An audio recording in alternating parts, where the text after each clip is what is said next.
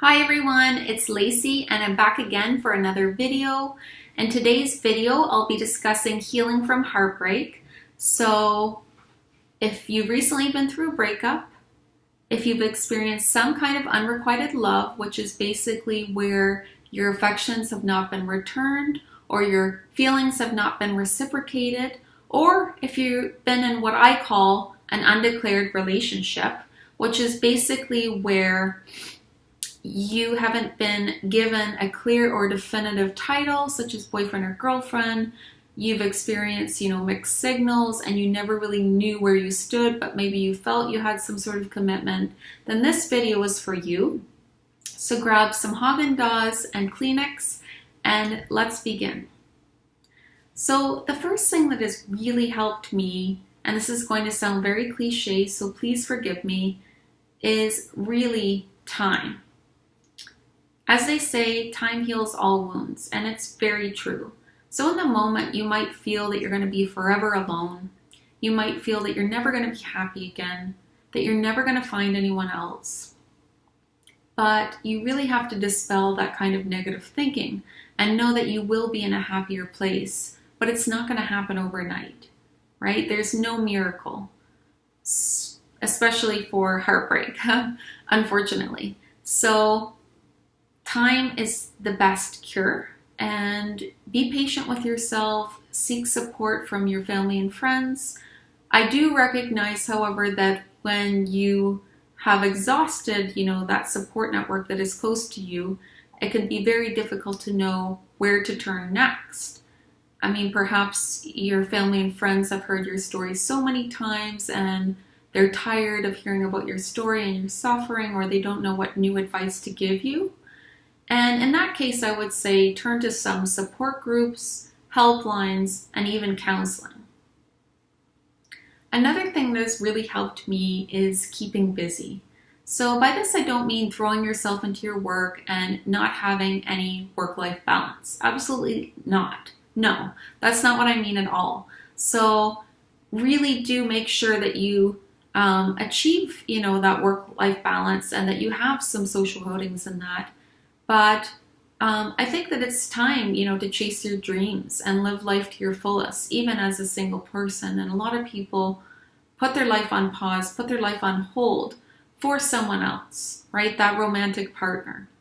And yes, it's true that for a lot of us, when we find our other half, that completes us, right? It's a necessary union. And I get that. I too want that. I desire that. I pray for that every day. So I totally understand. But what I have to say too is that you need to kind of, be fulfilled on your own, right? You need to be happy on your own. You need to practice self-love. And I'll get into that a little bit later with my discussion of self-care. But yeah, so keeping busy is really necessary. And for me, I just invested so much time and energy into my work. I really love what I do. And it was very rewarding for me. And it was a healthy distraction from the breakup that I was experiencing. Now, I do recognize that some people actually need, time off of work or time away from their studies when experiencing a breakup. And I totally get that. In fact, I knew of one person who actually, temporarily withdrew from med school or, took a break, I guess a leave of absence from med school, you would call it, post-breakup. And then another person who actually left their graduate degree program when their partner moved to the States for work. So there you have it, two examples of, people who just had to take that break, and that, seemed to have helped them considerably. So again, if you can keep busy, I really recommend it, volunteer, know that you're of value in this world and that, your value isn't contingent on your romantic partner, although sometimes it may seem that way. Another thing that has really helped me is praying. So if you're religious, you'll know what I'm talking about. Really spending time with God in church has helped me considerably kind of putting my suffering on Christ and recognizing that he carries the heaviest cross of all and that we follow behind with our individual crosses. And as Padre Pio says, pray, hope, and don't worry. And I just think that is so true because we can be overcome with anxiety, especially as it relates to, marriage and family. Our biological clock is ticking, or, maybe you'll never, find a man. Maybe you'll end up dying alone.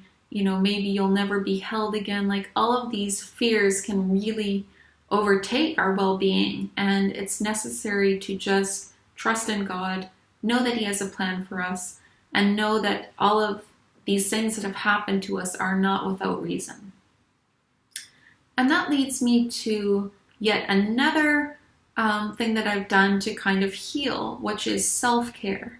So self-care is very, very important, right? And this could be something like taking a bath, a warm bath with candles or something like that, but be safe, of course. Also, making yourself a decaf tea before bedtime, watching your favorite show, reading, what have you. So whatever it is that you really enjoy, just taking time to do that. I mean, exercise is also great. It can give you more energy, it can help fight depression, all of that. So many health benefits. And then also, an obvious one is just distance. So if it was a toxic relationship, don't drag it out. Kind of recognize that, you can't flog a dead horse, right? So trying to, save that relationship will be in vain. And so, making a clean break is necessary. And I've talked with some girlfriends who've also done the same. They've blocked their exes on social media, through their phone, and they've also blocked their exes through email.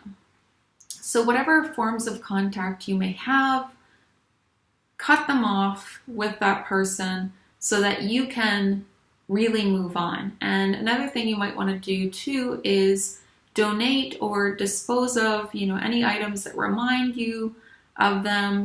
Perhaps they give you some gifts, things like that, or, you have cards or something like that. Whatever it is, just make sure that you kind of remove all of those reminders, unpleasant reminders of them. And then the last thing I want to talk about is basically creating boundaries. So if, for instance, you depart peacefully, you want to make sure that you establish, a friendship, and that it's not a continued relationship, or at least it doesn't feel that way to you. Because sometimes we don't officially have a commitment to someone, but we feel somehow committed to them. And you need to make some changes to effectively transition right into, the friend zone, as people call it these days. So basically, what I would say is try to change some of the patterns that you adopted previously. So for instance, if you used to have the person over for dinner, right? And I'm talking here about Catholic dating, so, just kind of, enjoying the other person's company, that sort of thing. And that was when they were your boyfriend, maybe you used to cuddle with them, that sort of thing. Then, if you're going to have a friendship, and it's indeed going to be a friendship, then, maybe you need to meet the person in public, right? Maybe in order to make that distinction, in order to really accept that this person is your friend and no longer your boyfriend, right? You need to meet in a public area as opposed to in your personal space. So yeah, just making some changes and really reinforcing, that you are no longer together. Because sometimes I think our brain works in these ways like, oh, I'll take what I can get, and, maybe something will come of it, maybe we'll be husband and wife one day, but then the other person really isn't on the same page. So yeah, these are some things that have really helped me.